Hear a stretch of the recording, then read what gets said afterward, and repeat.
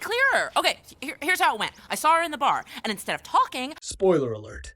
Mariner must first properly end her relationship with her ex-girlfriend Jennifer before the Cerritos can discover an AWOL Admiral and rogue Nanites on a vacation world. I've been watching you all day.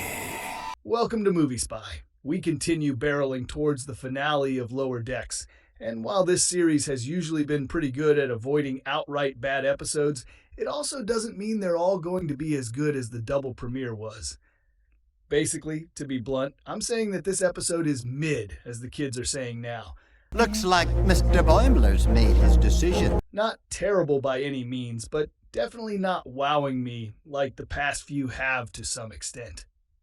To start off on some positives, this episode puts a bow on the ongoing romantic subplot between Mariner and her one-time love affair with her Andorian crewmate, Jennifer.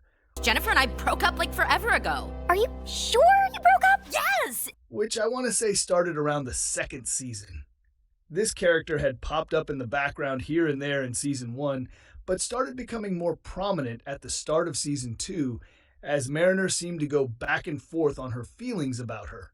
This led to them fully dating for most of season 3 until the events of Trusted Sources, where some miscommunications led to Mariner being forcibly exiled from the crew, where Jennifer did not stand up for her, and some slight indirect actions implied they were no longer together, which was then confirmed by her not making any major appearances in season 4, and now this.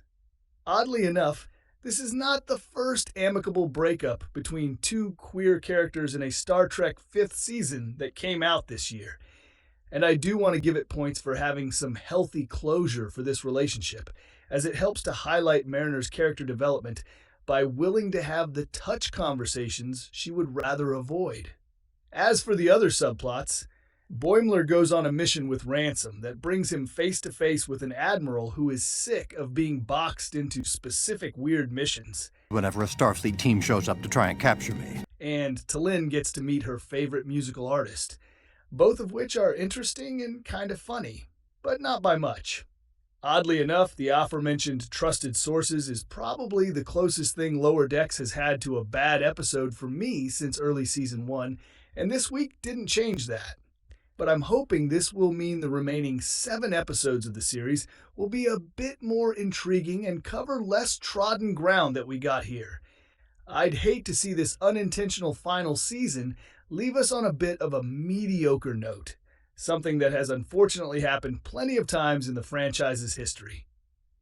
Thanks for watching. Having a great last day together. Aw, thanks, babe.